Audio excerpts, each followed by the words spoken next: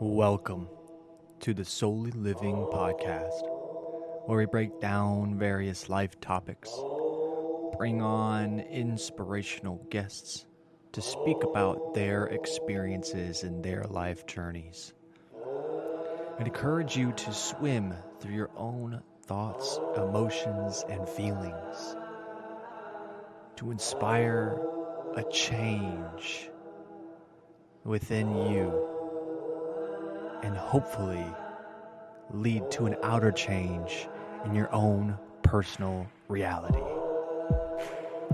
I ask that throughout this episode and all future episodes that you come with an open mind, an open heart, and a willingness to look at yourself in a different way and look at the world in a different way.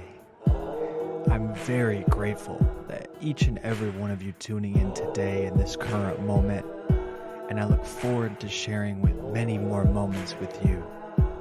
And with that, let's dive on in.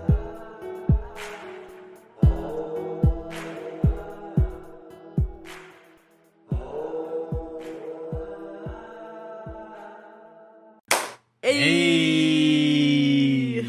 All right, welcome to Soully Living Podcast with your host, me, Joshua Subsea. Yeah. Let's go. And we have our co-host, who somehow is always here, Nicki Thomas. Thanks for having me again and again. Not gonna clap. You're gonna clap yourself. All right. A little round of applause. Yeah. Thanks. And then we have a very special guest, someone I've known for quite a few years. Very shared a lot of spiritual experiences and lovely soul. Here we have Courtney Thomas. Woo-hoo! Bring him on in. Let's go. Yeah, Courtney. Courtney's a dear friend. We're going to go into his journey. He runs a wellness spa out in Colorado Springs, Luna Float Spa. Shout out. We'll get into that too. All right. So, Courtney here, I want to start with, kind of, because from what I know and like from what I met you, I honestly didn't know you before, like you were this, you were into Transcendental Meditation, the spirituality aspect. You were going to school at the time still, I believe, when we met. Wow. Yeah. You were like just starting, I believe, when we met. So like, I want to hear a little bit about like, what was like pre all that? What was your journey like in the beginning? Like, how did you come to this place? Like, where did it start? For sure. So dang, I didn't know it was that long ago that we met. That was 2018 when I started at the university, Maharishi International in Fairfield, Iowa. I went there for my degree in Ayurveda, integrative health, and then that's when I started TM, Transcendental Meditation. That's when I started practicing. Before then, I was just on a journey. I always thought of myself as this restless seeker.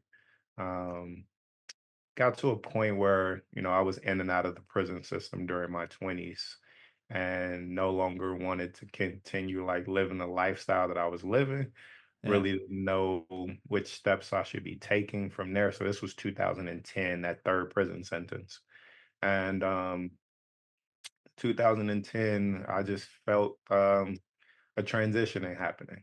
I really didn't have a spiritual way of living, didn't even have a religious way of living at that time. And I think of those two as, religion was seeking God outside of myself, spirituality was seeking God within. But it started off with religion. I had to start somewhere.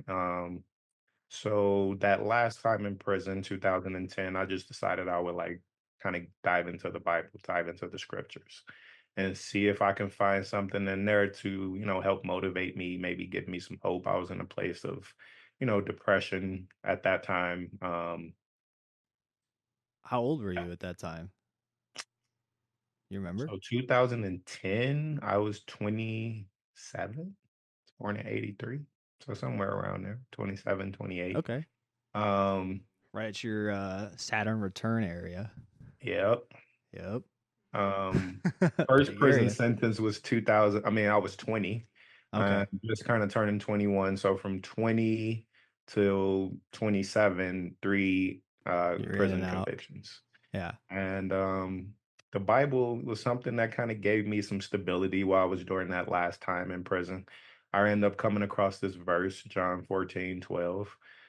This was so, Jesus in the red letter saying, not only will my disciples do the works that I've done, but they'll do greater things. And again, I can't 3 times in prison and I'm sitting in a prison cell when I'm reading this. So I can't say that I actually believe that shit. Just yeah. That's somewhere you can't. Your outer reality is like, Yeah. I don't know what you're talking about.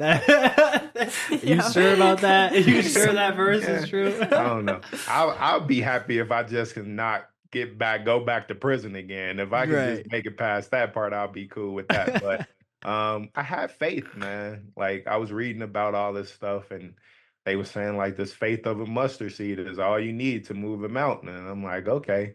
That's it, man. I remember praying, man. I just made a sincere prayer and I'm like, if you are who you are, then just lead me. And, there's no place that I won't follow.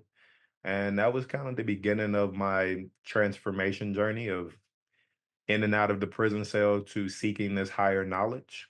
I didn't know I would be led to Vedic science. So Ayurveda, meditation, yoga. I had none of this in my neighborhood. This wasn't a part of my upbringing. But I remember feeling like, or also reading, God is within. This is the temple of God. And, if I wanted to make a deeper connection with the creator, then I needed to find ways of purifying my body. And so I started with yoga, yoga meaning like yoga asanas, the postures. I was starting with the book, Rodney Yee. He was doing this book of 8 weeks towards movement, and it's something I could practice at home because I didn't know where to start. So I started doing the asanas at home. I felt good about it. Like I don't know if things were changing at that time. It was only 8 weeks, but I felt good. Something inside of me felt like I was on the right path. Okay. And then I started going to like a local gym. I wanted to start practicing with other people. And that made me kind of see like, man, this pretty mainstream. I was at Lifetime Fitness and there was Oh many yeah. people doing it, right? Yeah. So I I'm used to like work for joining Lifetime classes. Fitness. Yeah. Yeah. Nice. So that felt good too. Like I was going through the process. I'm all about authenticity. And what I was learning at that time is like the purpose of doing asana or yoga asanas is so that you can have deeper experience in meditation. And so that's when I kind of started looking at what meditation was, where could I start with that? And I found like Oprah Winfrey was doing these meditations, 21-day meditations with Deepak Chopra. I didn't know who Deepak was at that time, but I'm like, well, if Oprah's doing it, I'm gonna check it out. And Oprah did it it. was good. Like I started, that was the path of me kind of getting into yoga, into meditation that led me to a retreat with Deepak, like Deepak Chopra's retreat for Ayurveda. Yeah. This was probably like 3 years later. I didn't have the money to Was do. that the one in California? I It know he has was some. in Carlsbad at that time. I Okay. think he's in Arizona now. Yeah, Uh, he's got one in Cave Savannah right Savannah, now. yeah. Um, but yeah, that was kind of like my introduction to Ayurveda. I went out there 3 years later, me and my wife Ari, and we went through these panchakarma treatments, and like things really changed from there. I really had a shift, and I felt it was only 10 days that I went through it, but like that was like the big shift that happened that really started to make it steadfast on this path of Vedic knowledge, Vedic science.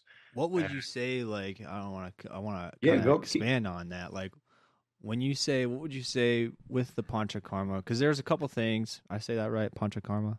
Yep. Cool. Like, I wanted to circle back to two things. So when you started doing the yoga, Hmm. like, what did you notice internally, if you can recall?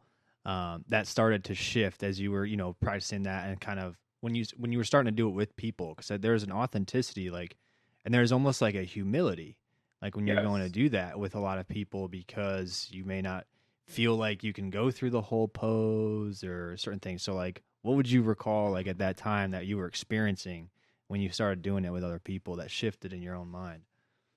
It was like again, when I was starting it, I was really on trying to find ways of body management, body purification. But I started to see like mental things that was happening as well. I think that was probably the biggest awareness, um, where I had some mental clarity. It felt like the way that I was functioning in society started to shift. My perception of the things that I had grew up around started to shift. And that mental aspect was probably like the biggest aha, because here I am just working on body, but I'm having some mental clarity as well. Mm-hmm. Yeah. Um, and just kind of, seeing the people that I was around, I'm making relationships with these different people. I'm listening or hearing about, other modalities and things that they may have been doing or where they started, and just making like a community, like um, growing with a community of people who were already knowledgeable about these things that I had no understanding of, which made it a little bit more okay for me to dive deeper. So that's how I got like Yeah. diving into the meditation part. Nice. Yeah, I think that's super important. To be able to have like a community of people that, are also going in the same direction or trying something different, because um, I think I said this one time where I was like, I could learn so much more in an hour of speaking to someone who's like an expert than I can if I Mm. were to study it for a year, right? True. You're able to break it down, or, you can actually work it with me instead of me, trying to just read it and comprehend it all myself, right? So Yep. there's same thing like when you're going through yoga. Like I remember doing a yoga teacher training, and that was my first time of like actually being with a big group of people that had some similar intention of not only wanting to better themselves but to like learn the insights of yoga, because there's more to it than just the asanas. Like I love that you clarified that, because I was like, yeah, there's way more to it than just that. um Yeah. but then I also wanted to tie into, so when you talk about the shifts with the panchakarma, like what specific shifts do you remember that, like, was it like a thought process shift? Was it a bodily shift? Was it like a belief system shift? Like, oh my God, this is working. Like what really started to I would, click? yeah, I would say a little bit of all of those, but the big one for me was probably emotional. Oh, So all of my my my reasons for my convictions were drugs and violence. okay. I had a domestic violence for one of my cases. I had injury to a police officer to for the last time that I caught my conviction, and so it really didn't matter the circumstance or like who it was, what Yeah. was happening. When I got emotional, it came out as anger, and that anger came out as violence. Mm. And what I started to understand, emotions are nothing but energy in motion. And when the energy channels are clogged, trapped, then this energy can't flow or process how it should. And so Panchakarma is using herbalized oils. They use specific massage techniques depending on where, you're holding the most toxins or where these blockages are. And then over a 7 to 10 day period is what the Chopra Center offers. Then you can break down those toxins over that time, and then they move to the digestive tract. Mm. And then they use a different type of herbalized oil as kind of like an enema. They call it a basti.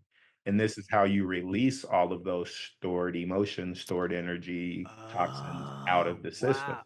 Yeah, that makes a lot of sense. And I remember maybe like 30 days later, 45 days later, something like that, my wife was just like, "You're not the same angry person anymore." I was like, Huh. Aw.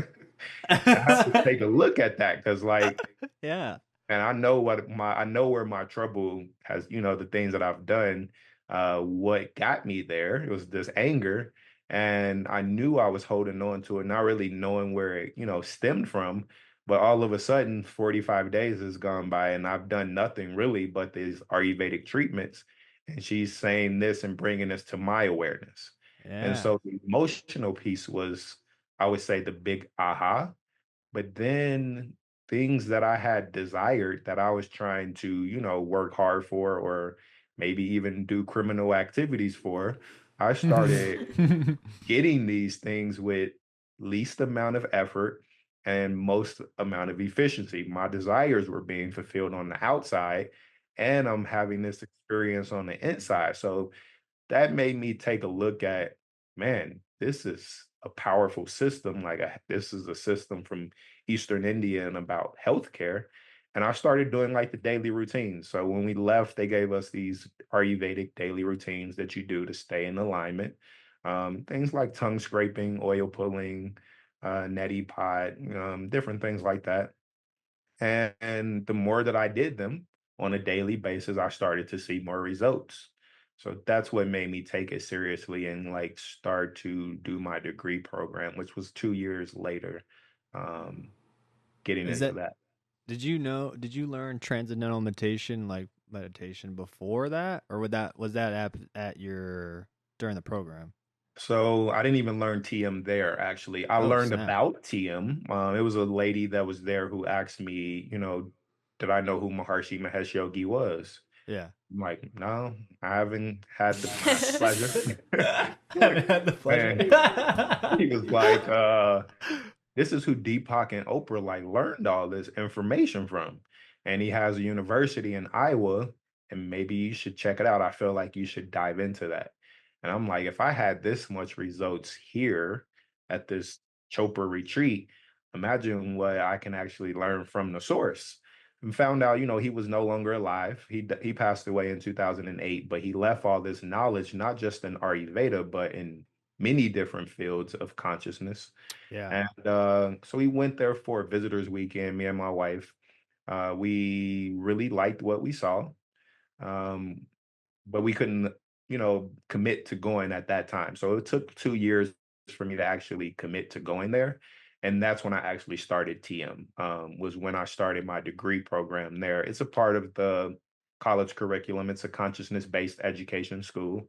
So you do meditation in the morning, right before class, you do meditation right before lunch, and then you do meditation again right when class is over. So I had that stability because consistency is the biggest piece with meditating.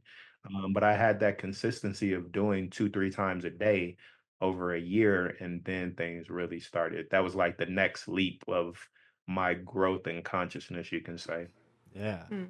Ah, oh my gosh, I can only imagine. I know I've looked into the school, and stuff like that. I know they do the meditation is like a big because that's something that's built in. Like they have to teach you that right in the beginning, right? It's something that it's like it's almost what people would call like what do you call them? Like if you were to take an English class at like a normal school, that's like Correct. a Like course that they take. core curriculum. Or Core, something. I know It's what the you're it's talking core. something about. like Yeah. that. It Yeah. is the core of the teachings there. And you learn that technique before you even start any class, and then you go through like a 1 month period of where you're learning, really what consciousness is, how, Yeah. it's perceived and everything, especially your education.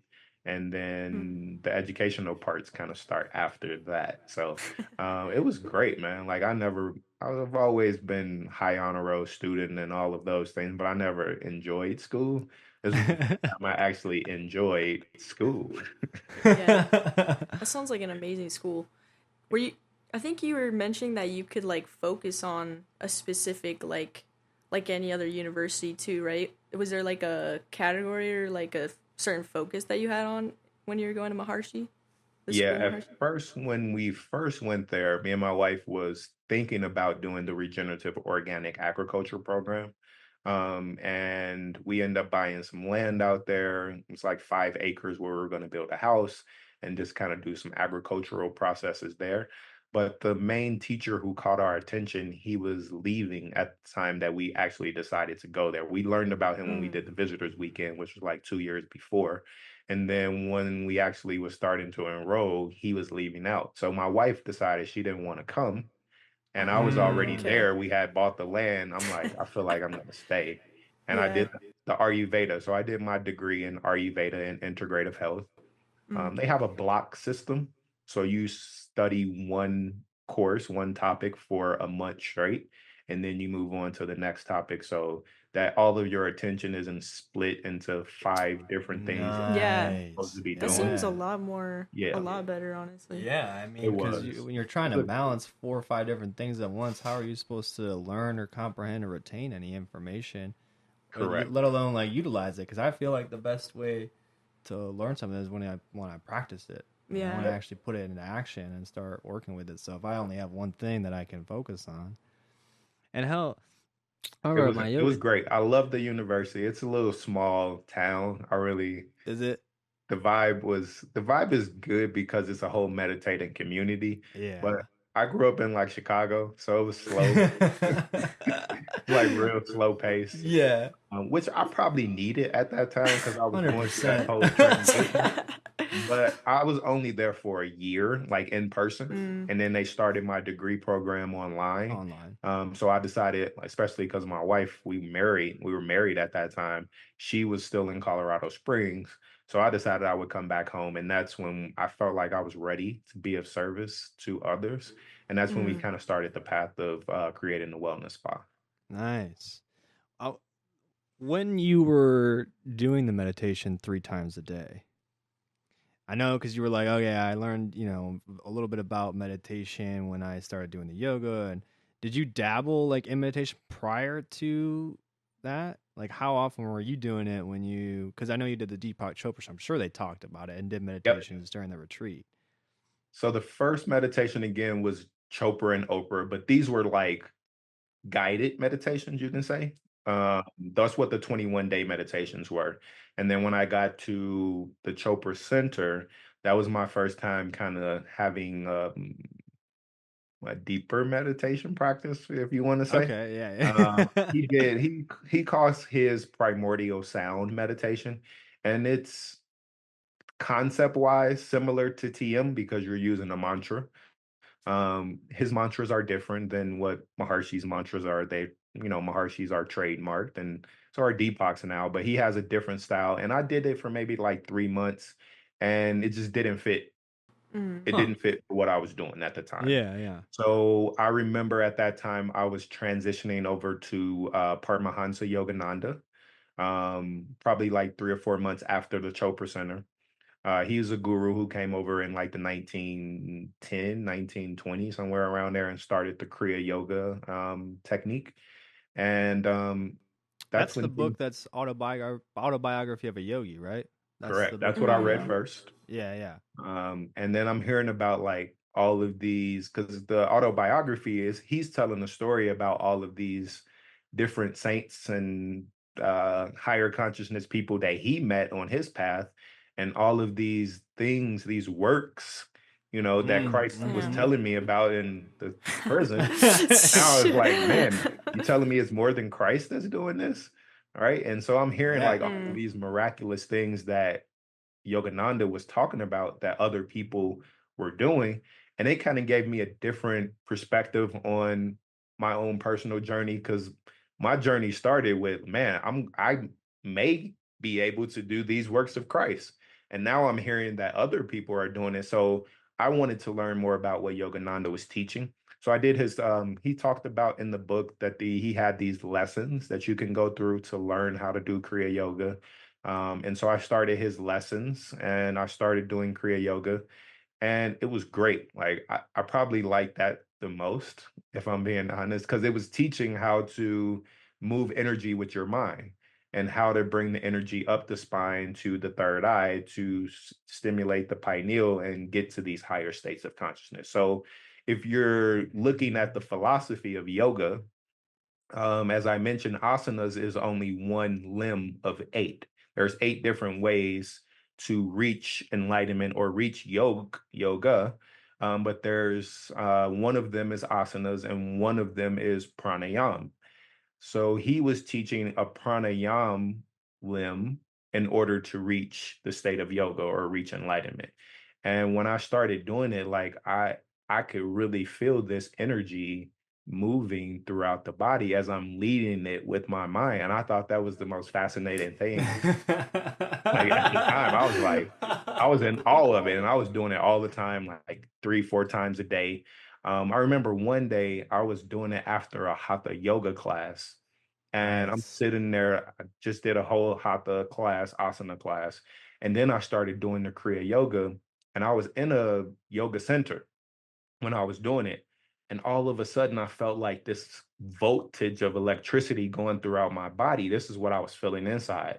Mm. And what the people told me that they saw that they thought I was like having a seizure. And I ended Oh up shit. Oh. falling out and like hitting my face on the concrete, end up having to get like staples or stitches or something. Dang. And this was like another, like for me, it was crazy, but Yeah, in no that doubt. way. But also it was like a validation, like, man, I really am moving Yeah. energy. And then I just moved so much that I felt like I electrocuted myself. Yeah.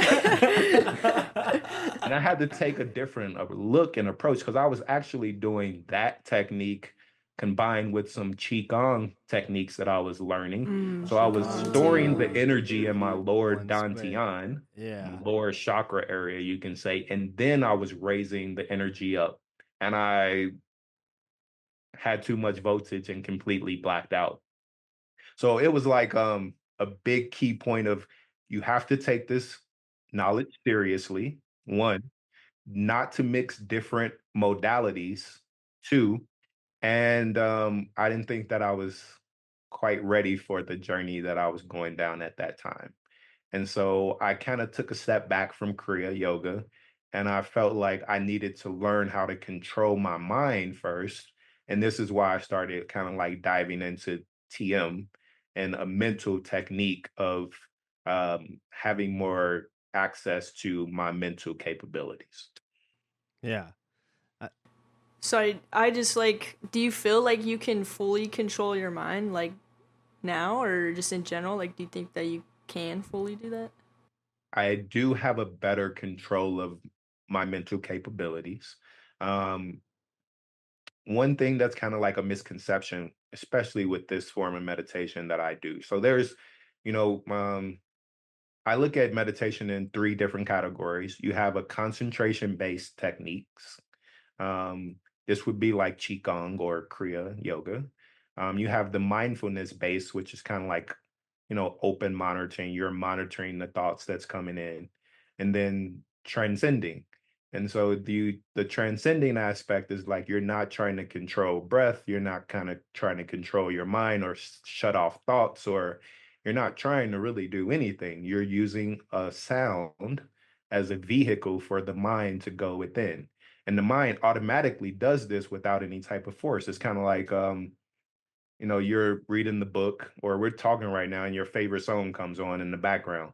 The mind automatically gravitates to what it likes, what's more enjoyable. And so this is what the sound, the mantras that Maharshi gives out, this is what those sounds do. And it just brings that awareness inward without control. But I've also now I've tried Kriya Yoga again. I've tried different types of Qigong after using TM, and I do see a better control of where I can lead energy, and how those things work. interesting.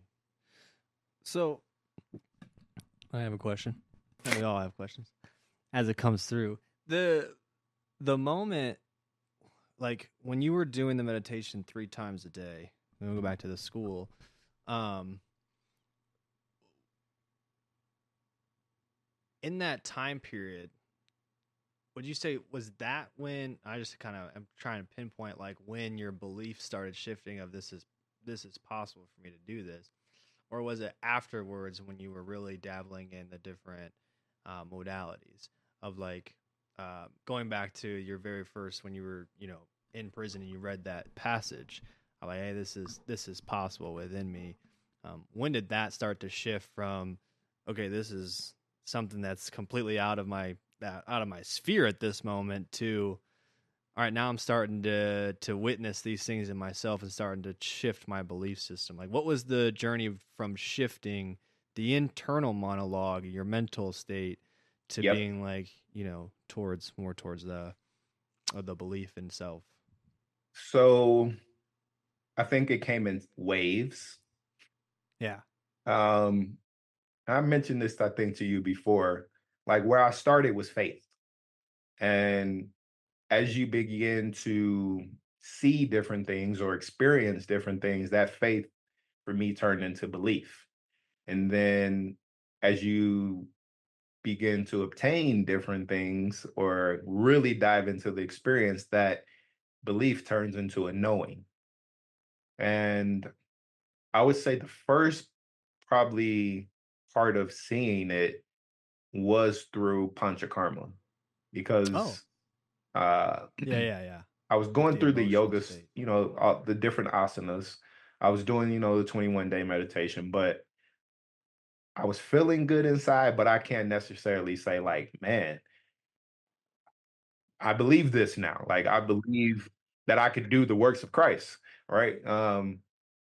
The second part of that probably came when I was reading autobiography of a yogi and hearing that it was more than just Christ, right? Because it was a Okay. misconception for me Yeah. that Christ is the Son of Oh God no. and this is it, and He was the Savior and all these Right, different things. right. But God is within all of us, and He was saying this the same The whole message, but thing, yeah. um, it was me now saying, dang, okay, it's not just him.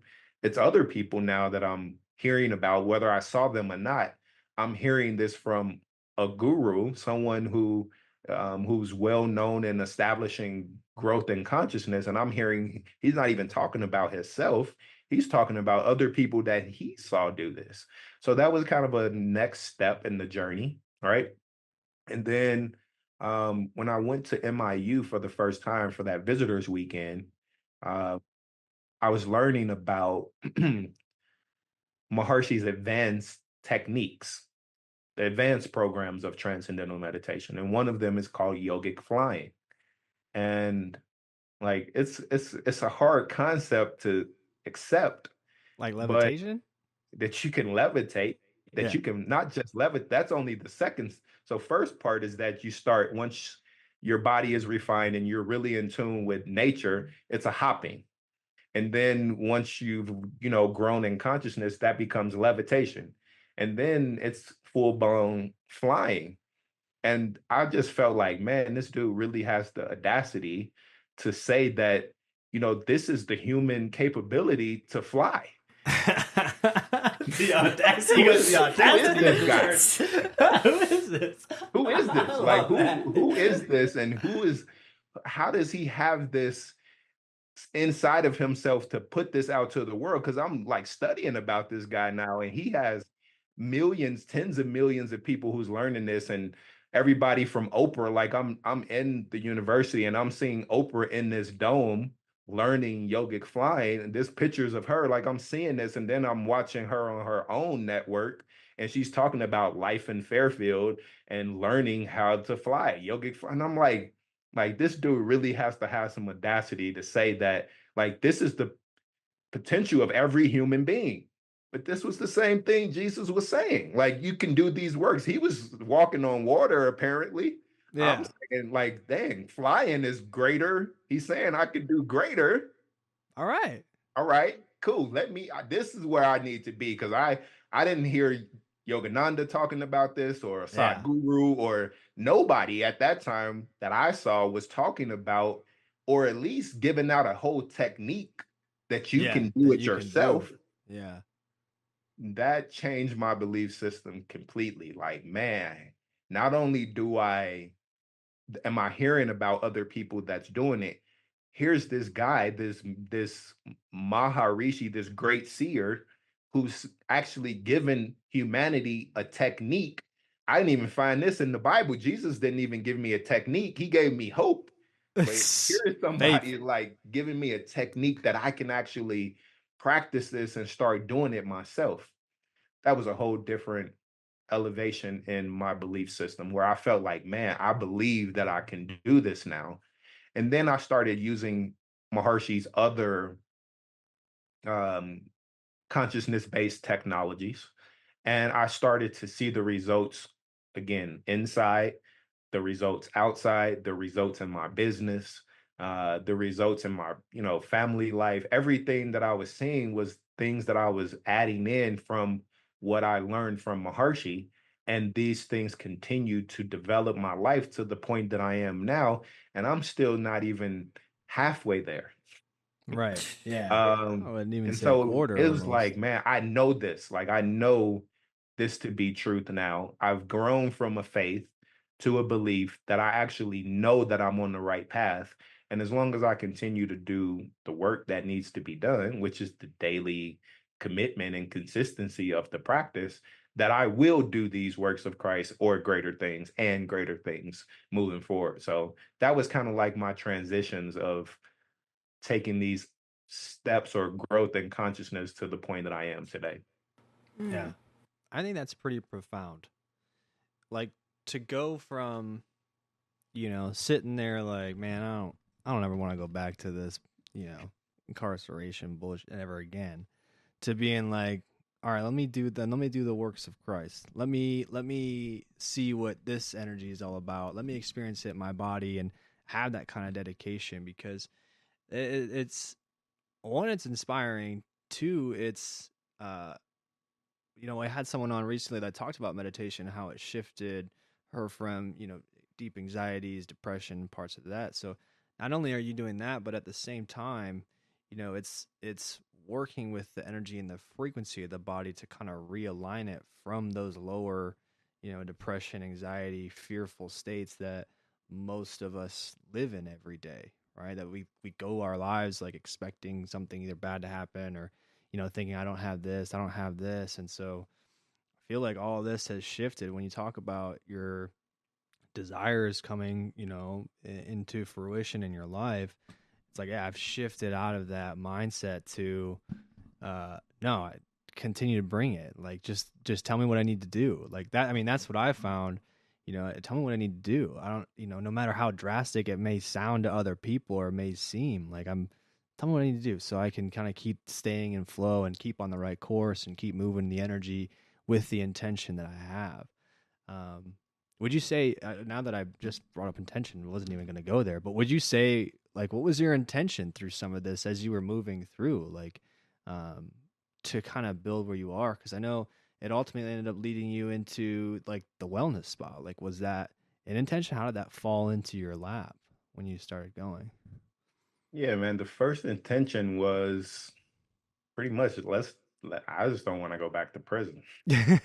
Right. Like if I could just do this and not go back to prison, hey, I'm successful. Like Yeah. I Yeah. was that It's like was I my won. I won really life. only intention at that time was I don't want to continue to suffer Yeah. for myself, for my mom, my dad, my family. I didn't want to continue to put them back through what they were going through. I'm the only child. I've got everything that I've ever wanted as a kid, growing up, even as an adult. But I was just acting out in ways that are unexplainable to me, honestly, right now. But just to see my mom like going through what she was going through at that time and having to put her through that multiple times, the intention was just I want to make my mom and God proud. That's how it began, right? And then once I really kind of had this feeling that man, God is within, and this is the temple. The next intention was pretty much let's clean this up, Mm. and it started off with like changing my toothpaste and changing my deodorant, right? To diving into yoga asanas to doing full blown retreats, that like that was the intention I set for that, by the way. Um, I learned about it in 2012. I didn't do it until 2015. And the reason wasn't that I didn't want to, it was $500 a day for 10 days. I was just getting out of prison. I didn't have the money to attend. So I placed an intention like whatever I'm feeling, I feel like this is the step that I need to go to. I didn't even know what Ayurveda was. I didn't even know I was going there for Ayurveda. The cleanse was called Perfect Health. I didn't know they were going to be putting tubes up my with oil and like I didn't know what I didn't know if that's what I was going for until I Yeah. actually got there. Um, so the intention was then like I feel like this is where I want to go. Let me set the intention to go there. And it took 3 years for that intention to manifest. But I got there. And then the intention was there was like, all right, so like the scripture also says that, you'll know my disciples by their fruit. And so while 3, 4 years, 5 years maybe had went by from me starting the initial intention um, of cleaning body, The body, yeah. uh, I now felt like I should be seeing some type of external factors as well. Um, and then the tension was like, well, how do I start to manifest these things on the outside? I'm going, I'm in school, I'm on financial aid and all the different things. I didn't have money to do the things that I really wanted to do. And then the, wellness spa kind of came in to play where I did enough within myself that again, I felt like I was ready to be of service to others. And by me giving service, then there should be an exchange monetary value for all the work that I've put in over these 5 years to change myself, and now use this to help other people go through this path as well. And so the attention really kind of switched over to I need money to do the mission and to continue with my own personal growth with gemstones and metals, these things that I was learning about um, to gain this higher states of consciousness. And so then you start to see these intentions manifest financially, business wise, intentions on having a kid. um, I was with my wife for 8 years, 7 years, I don't know, something around there before we had our first child. And the intention was always there. And then I felt like it was time to do something like a step up with that. So we went to India for 6 weeks to do an Ayurvedic cleanse, like with authentic doctors, not just like what we were doing at the Chopra Center, which was Right. great, by the way. But it's a complete difference on what you're doing in India to what you're doing here in the US. Yeah. And like 6 weeks of that, they were for fertility treatments, is what we went for. And now we have our, baby boy Noah, he's 16 months. So like when you start to see these, you place these intentions, and then these intentions manifest, these desires are fulfilled. Now you continue to place those intentions out. There's many more that I have today that I'm ready to get fulfilled now. It takes time to go through those, but intention is a great process. I think everybody should be using it. Yeah. Yeah, I think that's like I didn't even know like what an intention was for a while. Like, I think that's one thing that at least what I've recognized is people get goals and intentions mixed up, right? Cuz you could have a goal of like, yeah, I'm going to reach this goal, blah blah blah. But I feel like with intention, it's almost like you just kind of throw it up with that faith, but there's also that kind of belief, like you said, faith, belief, and knowing that you have this intention, it's going to happen, and then you just kind of almost like let it go for a bit. Like, yeah, Yep. during meditation maybe you'll bring it back of like, okay, let me put some little more energy on that, what that looks like, kind of bring it back. But it's not something that you're actively doing every day. It goes back to, okay, what do I need to do in this moment, to further, whether it be myself or when you're in the business, what do I need to do for this and those kinds of things. And then it just slowly starts to manifest. You're like, oh, here's the opportunity for this intention that I had maybe 2 years ago for us to do this or for me to do this. Like, here it is. Here it is presented now. And it becomes, uh, I would almost just say it's not like addicting, but it's like, whoa, it starts to become like, I can do this for my whole life, not just Yep. small little things of, I would love to have a 70-inch plasma TV right now or something like that, right? It becomes, well, how can I become financially stable, or how can I become, put that intention of manifesting the job that I love to do every day, and I don't feel like I go into work exhausted because I'm not passionate about what I'm in, or Yeah. you know, intention on connecting with people around you in community, I and I, think you I s- mentioned something, man, about opportunity. You said when that opportunity arises. yes, yeah, it's a key piece because Yeah. the universe is going to test you to see if this was really something that you really want. And it's going to have to be an exchange in order to make that the reality. So, like many of those intentions that I just mentioned, um, when it was time, when the opportunity presented itself, it was a very uncomfortable situation that I had to choose, me and my wife, because we're partners in this. Um, well, again, like I really don't have this $10,000 to put towards something that I don't even know anything about. I'm going in the faith and belief that this is what I'm feeling I should do. But we didn't have that 10 grand at that time to just put on a 10-day cleanse. That could have been on something else. Right. Or a perfect example that I use a lot is our house. I mean, our business.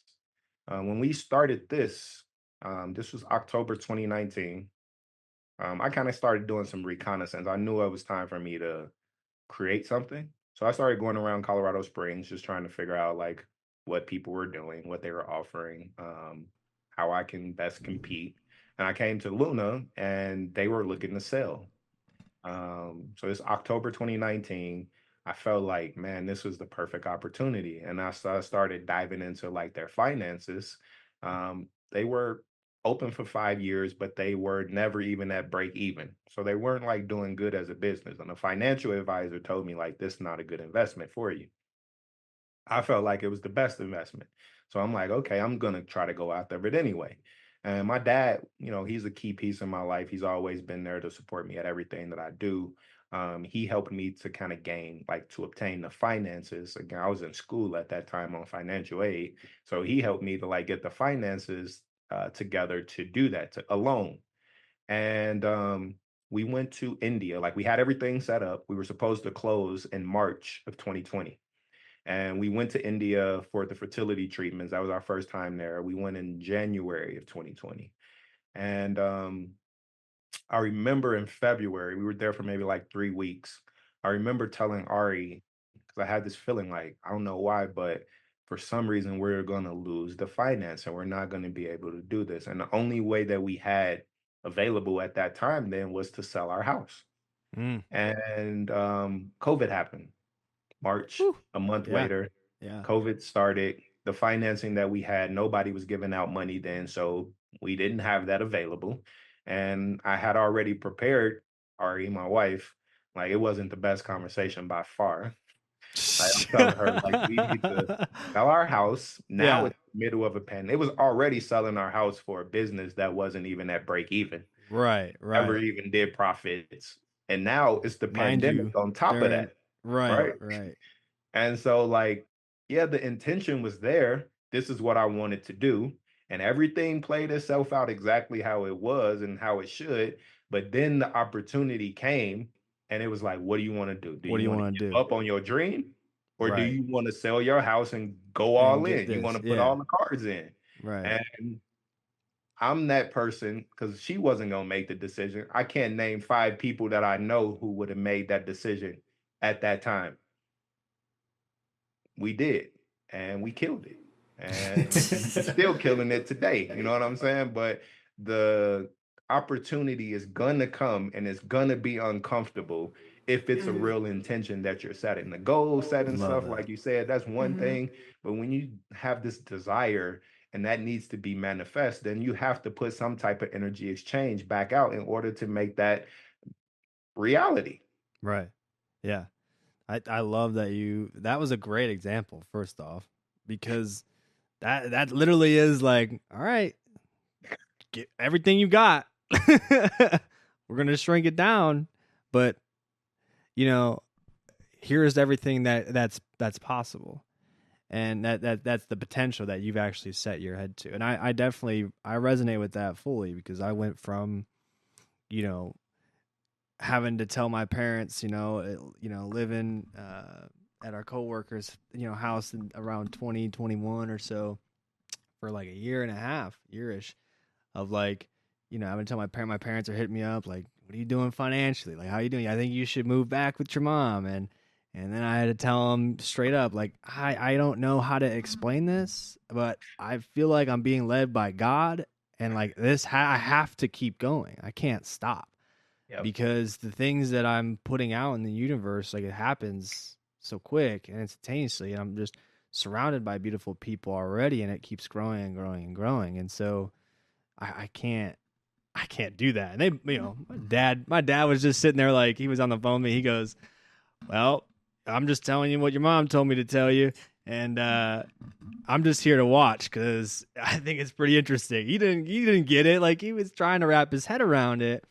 My mom goes, "Are you sure? You can. I always have a room, blah blah." And I was like, "Mom, like I just need you to trust me on this, right?" I've And it heard those started to stories from grow. you and from Nicki, both of y'all.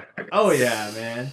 I know it, but it's one of those that like when you have to say that to people that you love, when you have to be like that authenticness, like, hey, look, I need you to trust me because I'm feeling this, and it's hard to allow what you experience internally and what you're feeling and what when it becomes a big decision like that to go to someone you love and be like, hey, look, I need to be super raw with you. We got to sell the house. Mm. I knew we weren't going to have the finances. I know we need to do this. Like, hey, we got to do this because I just trust me. Watch what's going to happen. I know there's a lot that comes with that. The whole energy after that was kind of like, especially during COVID, like it was a float spot like that you had to have, and there was massage. And so like, there was the no touch and how are we going to do that? And, I can only imagine the energy and the conversations from that, but there was that level of that faith, the belief, and the knowing of what you were feeling, like especially when you were like, yeah, we're not going to have the funds. That right there, I would have been like, all right, so where is that coming from? And going to the Where's house, it coming? I'll be honest, I don't even know if I could have made that decision. So I'll give you some props, maybe.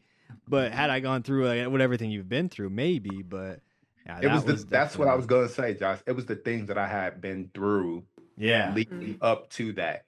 And yeah, my wife was able to see those things too. You know what I'm yeah. saying? Which made it uncomfortable for her, to go through. But it was like, man, you said this before and we made it through and it was uncomfortable, but we got through. And um I would say like again, I had one solid year of this meditation technique first. And then while I was in Iowa, when I was at the school, I was also doing his other consciousness based technologies. And I knew what I was experiencing inside.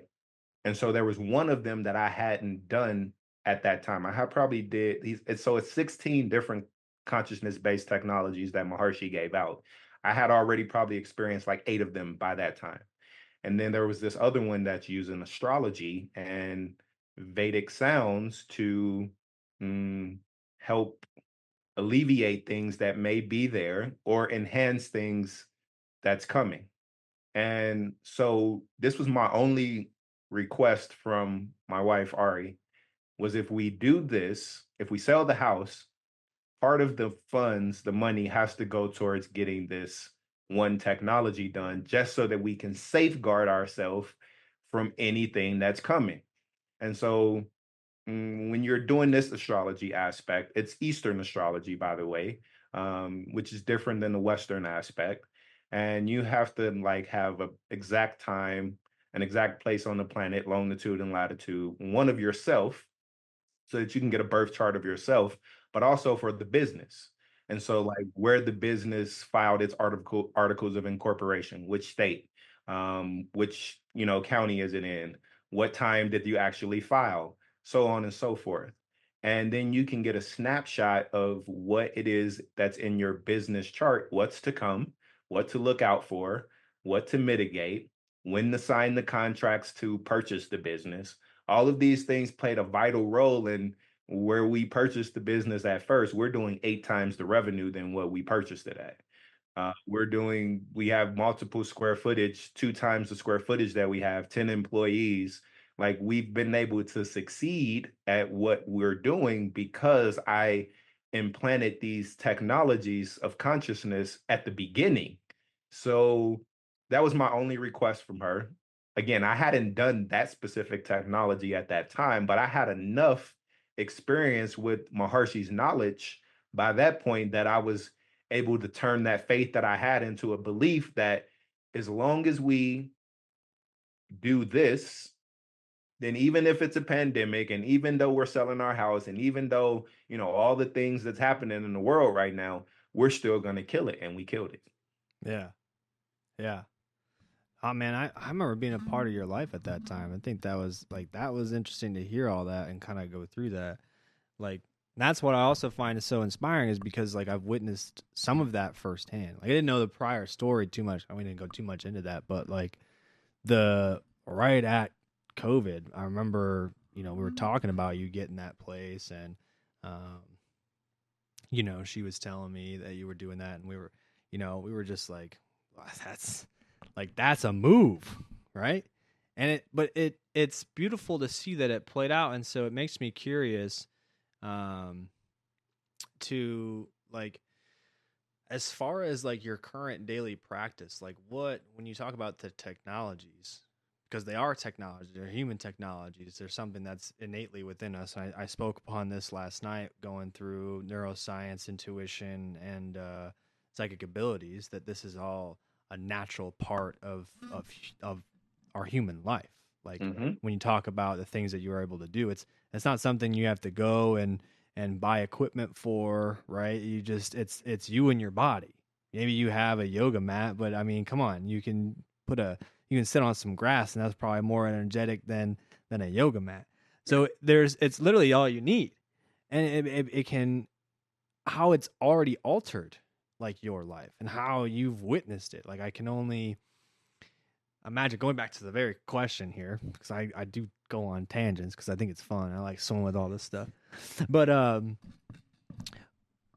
what was the like what technologies do you still do to this day that you would say is like, okay, I know you said early on not to mix modalities, but have you gotten to a point now where with the mental state and the energeticness you're able to mix modalities? Or let's just what do you Yeah. do? So I've um, over the time, I understand that the different things that I've learned in the past are effective.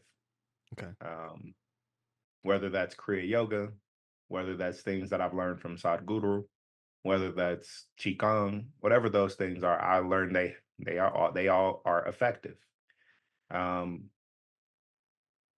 it came to a point because I always had this question of why can't you like mix? Why can't I do this yoga and this type of meditation? Because they come from two different gurus. Why? Because every guru says this. Like, don't mix this with this and don't mix that with that. And I'm like, I didn't have a blueprint for any of this, so I have to figure it all out myself. So I was mixing stuff and I was doing other things, and Yeah. it got to a point where I was able to see so much results in my life, inner and outer, with what Maharshi gave, that I didn't have to go back to the things that I used to do. And I trust, if not only Maharshi saying it, Sadhguru saying it, Paramahansa saying it, everyone's saying stick in your own lineage, because it's not that these different aspects aren't effective. They just had their different way of teaching. And Maharshi gave such a complete blueprint of whether I'm building a house and that house is alignment with the laws of nature and the gemstones are at the foundation, or whether it's using sound and astrology, or whether it's panchakarma or yoga asana, like all of these are the different technologies. Um, his picture was so complete that I respect the guru. I respect his knowledge, and I decided to choose a path. And that's when I Mm. decided to be a TM teacher and kind of advise about these other technologies. So that being said, what do I do on a day-to-day basis? TM is at the top of my program. It's um, the core of my daily program. It's about 2 hours a day, some like 2 to 2.5 hours a day that I just spend in the morning and then again in the evening. So it's a pretty intensive practice. Um, where most people, have an 8-hour workday, I maybe spend about 6 to 7 hours on a day-to-day basis just working on myself. And 2.5 hours in the morning and 2.5 hours at night is just TM and the advanced techniques, the yogic flying, the um, TM City program, and Transcendental Meditation, and rest in between there as well. Rest is a big part of the TM program. Yoga asanas. I used to do other forms of asanas. I now do Maharshi's form, which takes me about 30 minutes morning and evening. Another technology that I really fell in love with, that I found out about Yogananda. I found out this from Yogananda. This gem bangle that I wear right now. What does rishis? Rishi means seer. What they were able to see is like the finer fabrics of creation, and they saw that these specific gemstones have a similar vibration to the planets that's in our solar system. For example, the ruby and the sun, the pearl and the moon, the emerald and Mercury, diamond and the Venus, so on and so forth. I wear these on my body, but Maharshi created a technology where, to intensify, you can say, the efficiency of using gemstones, that you can shine a certain frequency of light through those gemstones so that they stimulate the system the way that they're supposed to. And so I became a practitioner of this specific modality. And I use it on myself, not every day, but I try to go at least 3 times a week, where they're beamers that align with your chakras. There are 13 of them, and you're shining this light through these beamers or through these gemstones into your physiology. So I use that quite often. Marma therapy. Marma is like, you think of like acupuncture. Most people are familiar with acupuncture. You have these energetic junctions. These is kind of where consciousness become matter. But your acupuncturist would use a needle and herbs, where in Marma you would use your touch and consciousness. So I use that quite often. Daily Abhyanga, so all the Ayurvedic routines, doing the Abhyanga is an oil massage. Again, toxins bond to oil, and Mm-hmm. and this is how you're able to release this from the system, accumulated toxins on a daily basis. It also kind of shields you from EMF frequencies. So it kind of acts as a shield to shield your body from these different frequencies that's always out of alignment. Neti pots, essential oils is a big piece. That's another one of um, Maharshi has a specific way of using essential oils. He kind of talks about it as, the soul of the plant is what an essential oil is, and it nurtures the soul of man. And so when you know how to use them, when to use them, whether it's for sleep, to get deeper rest, or digesting food, because digestion is a big piece of day-to-day life. Most people aren't digesting a lot of the things that they're putting into their body, which then becomes ama, or toxins, and that's how those things get stored. Um, I try to use them all. I do yagyas, which is the Vedic sounds for business. I try to do that once a year, and for my family, personal wise, I do that once a year. I go to India once a year for 6 weeks of panchakarma. Um, this is my lifestyle now. So, like, again, we have a full staff at the business.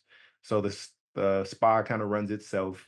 And my job on a day-to-day basis is to continue the purification and the rejuvenation of mind and body, so that I can start living in these higher states of consciousness, and one day achieve my goal of doing these works of Christ or greater things. So Yeah, I love that. Damn. So, what do you have upcoming? Like, what's next on your agenda here, like at Luna Float Spa, or if you have something coming up? yeah, so the spa's been open for 4 years. We just had our 4-year anniversary July 15th. So we opened July 15th, 2020, like the height of COVID. And it's been 4 years now. We've been able, for Yeah, sure. yeah, yeah. Man, That's awesome, man. thank you. Thank you. 4 years, like That's from crazy. COVID, and then the success rate of that, like out of that. Yeah. When the guy was like, "Hey, this is gonna be a flop," you're like, "Yeah, watch." Killed it, man. We killed it. We got a lot of people like support from the community. People know us, they like us, they trust us now. And I felt last year was about now getting the message out. So as a business mind, what I was hearing at that time was like, people aren't necessarily ready for the transformation. So the things that I was doing that I just kind of mentioned to you, Oh yeah. I didn't feel like this was going to be the best business decision just to kind of come out with this right away. Right. So I'm like, people want relaxation. People will pay for relaxation. They'll Yeah. come and pay $100, $500 for a day to come in to relax. So I'll Yeah. give you what you want. I'll meet you where you are. And this is what our first 3 to 4 years was, is just meeting people where they were, giving them relaxation. They can come in and do multiple modalities in a day and they leave refreshed. Yeah. And when they build up the stress again, come back and see us. I'm okay with that as business, right? Yeah. Um, but they'll rather spend that 500 for a day than to spend 500 for a meditation technique that you got Right. to practice twice a day. And now Right. it's your responsibility Mm. of the consistency. Yeah. And that's where the transformation is really happening. But that was my business decision. And so now I feel like, consciousness has evolved, as a society. Yeah. Still going through our, mess, but I feel like things have changed enough where I'm ready to start giving the transformation. And that starts with myself putting the message out, crafting the core message of here's where I was before, here's where I am now, here's the things that I've done And to then reach there. If you're ready for a transformation, you're ready to start the journey, then, connect with me. And yeah. so that's what I've been mostly been doing. That's how I kind of got to the podcast aspect, is putting the message out. We just created a retreat for the first time. That's where I had a Nice. lot of my Heck transformation. yeah. Yeah. Thank you. Awesome, man. So people can come and experience all of these technologies that I mentioned, maybe about 10 out of the 16 of them. They can come and experience that all on the retreat, really get their transformation started. And then I work with them as well for about 3 to 4 months afterwards on how to get that continued moving forward. So that's all part of what the retreat is. And as far as the spa, like, we're working on a franchise model. So we've been working with a company called 10X, Grant Cardone and his team, Cardone Ventures, where we're looking to do 25 locations in our region and make that a franchise model. Ooh. And so that's what we're working on currently, as far as business wise, so that we can reach more people, touch more people, Yeah. have the finances to, accommodate what we need to make that the reality. And then on the personal side, it's just getting the message out, man. Yeah. Hell yeah. That's beautiful, man. I love to hear that for you. And I love to be a part of it, man. I'm honored just to know you. I'll be completely honest. Yeah. You know, I say that, and I think it's funny when I first was starting the podcast, like that was the message of like, need to get this out as far as the consciousness rising, the things that are happening internally that people may turn a blind eye to, but really you should turn awareness to because it's supposed to shift you for a reason.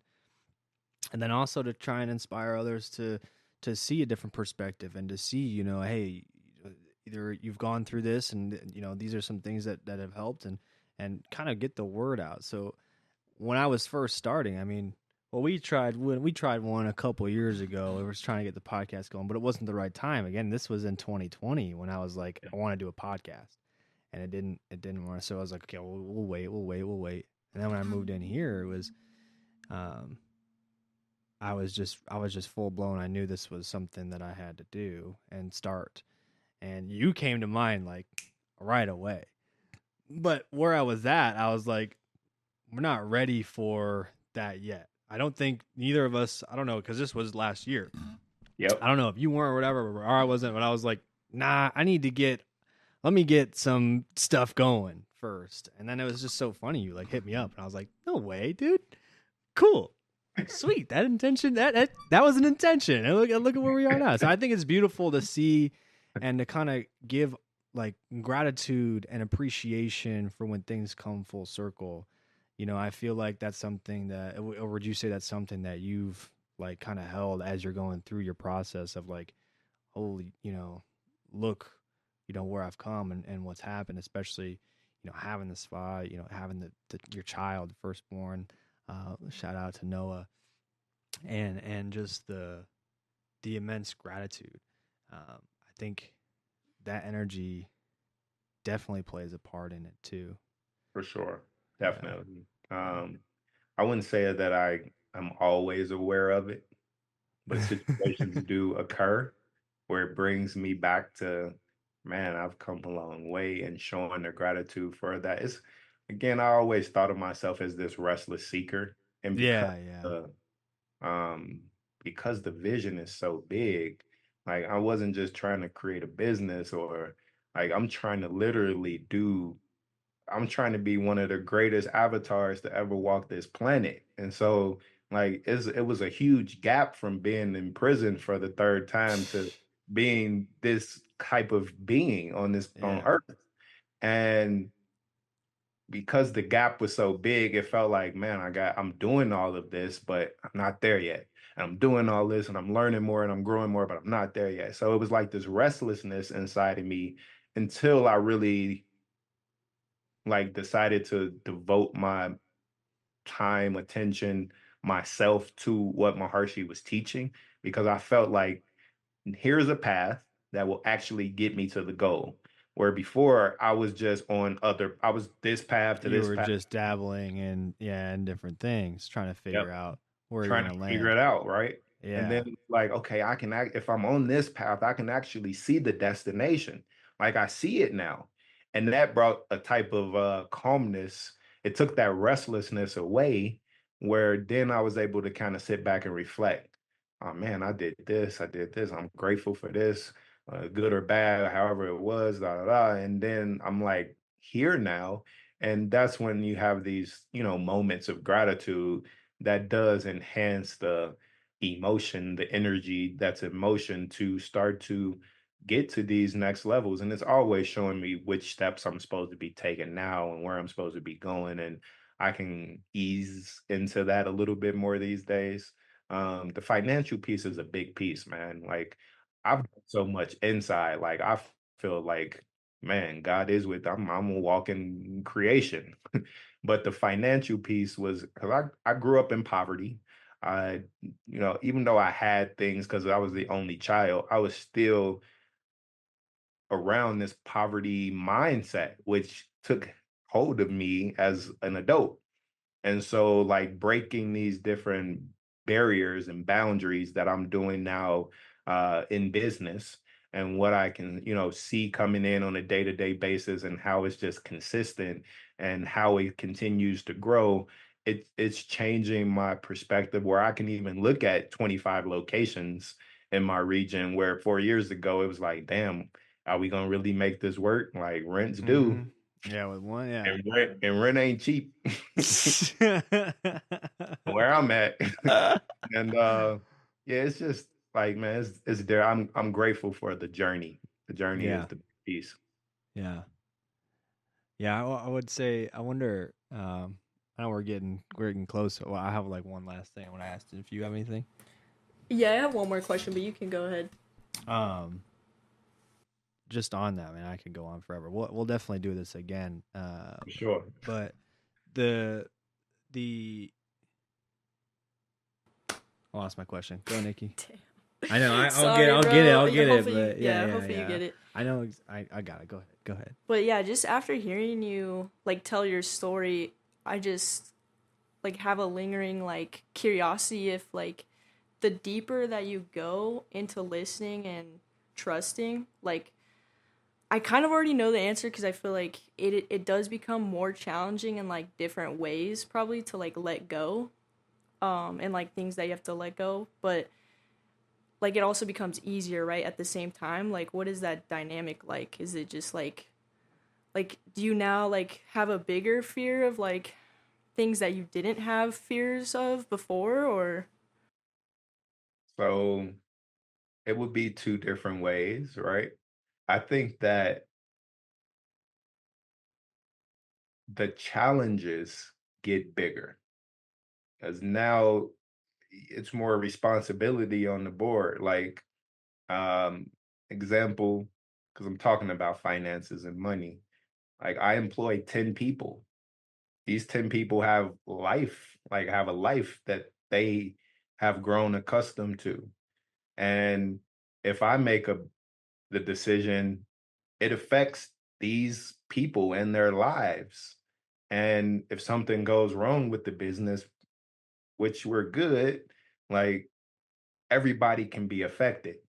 The challenges that now present themselves, they're amplified. Like I can't imagine, I don't want to say that. Like 25, now you're talking about 25 locations in your region and 10 to 15 people at each one of these locations. You got hundreds of people, and any challenge that comes around, it affects everybody. And so, like, I have to be more like the decisions, honestly, on how to navigate through the challenges, they get easier for me because every time it's been a challenge, Salt K, whatever it is, I've always come out on the other side. It was a challenging moment. I had to make the challenging decision. My wife depends on me to make this decision. The business depends on me to make this decision. So I'm always the one that has to make the challenging decision. And every time I come out, like I'm going through it in the fire, and it's very uncomfortable, very, very uncomfortable as I'm going through it. Um, but I come out of the fire, I'm unscathed, I'm unburned, like, and I'm at a higher state. Like it's like a growth in consciousness that happens every time I get through a challenge. And that gives me the confidence that what I've done is enough to get me through anything that's going to come my way. And the knowledge that I've been able to obtain on how to align myself, my business, my family, everything that is with these laws of nature, that nature is always going to support what I'm doing because I'm always in alignment with these laws of nature that make up creation. And so that makes it easier to sell the house in the middle of a pandemic. That makes it easier to do these certain things, but every time the challenge is amplified. So when it happens, like right away, it's this uncomfortable feeling, fear, whatever the emotion is, but my channels are open enough to process this energy. It bypasses. And then I sit down and I get in my state and I'm asking questions because that's kind of what I would say prayer is you're asking. But meditation is sitting so that you can actually listen and hear. And then you have to go out and make the shit happen. Yeah. I gotta Right? do You the got to act. act on what it Yeah. is. And so I wouldn't say like the fears and these things have gone away from me because it happens and it's almost like this split second where a tragedy is about to happen. And then it's like, damn, okay, it's there. And then I sit down and I let it go and I let it process and I'm back and I'm good. Okay, let's make the decisions that I know to be my truth. And it's easy for me to make those because they're my truth these days. They aren't just faiths, they aren't even beliefs, they're my knowings. And I know that this is the decision I need to make. If I make this, I'm going to come out unscathed. We're going to be good. And that's how I've been operating. So it gets easier, one, but the challenges get bigger and bigger and bigger every time. I love that. I love that you said that it comes to be a knowing.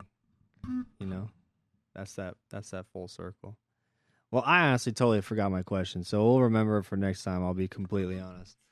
It was something along the lines of like after the gratitude aspect, and I was gonna ask, kind of energetic, but you did hit on a good point. So, um, honestly, Courtney, thank you for taking the time to kind of meet with us here today, and for coming on the Soully Living podcast. Sounds like you're solely living, living from the soul, man. I think that's beautiful, and it's very inspiring. I'm gonna have to pick your brain some more. So, um, I want to appreciate everyone for tuning in here and checking out Courtney and the Luna Float Spa. For those that are maybe Colorado listeners, I do have people out there.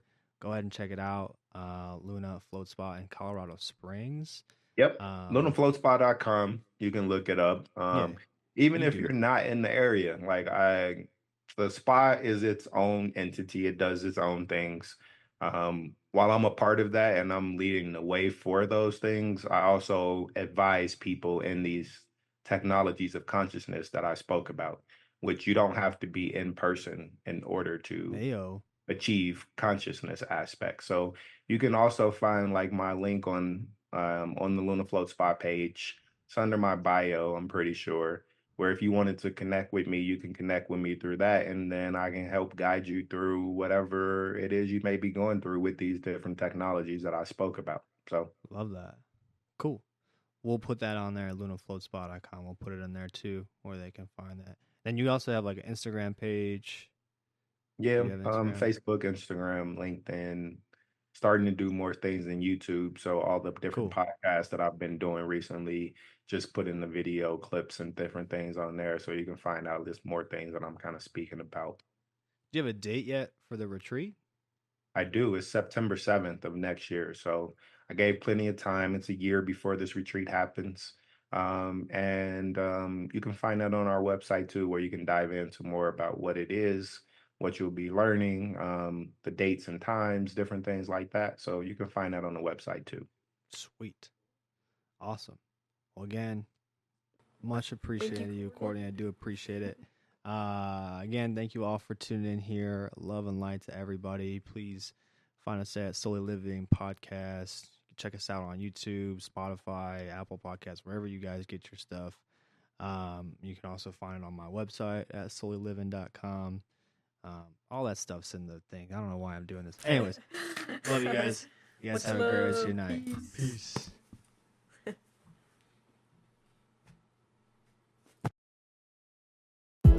Thank you for tuning in on today's episode of the Soully Living Podcast. If anything resonated with you today, please like, subscribe, and follow our YouTube channel. You can also follow us on Instagram and TikTok at the Soully Living Podcast. For those of you wishing to take a deeper journey within yourself, or maybe gain some clarity or guidance, please check out my website at www.soulleyliving.com. Again, very grateful for every one of you that have tuned in today. Look forward to hearing from you and connecting with you down the road. Please have a beautiful, beautiful rest of your journey.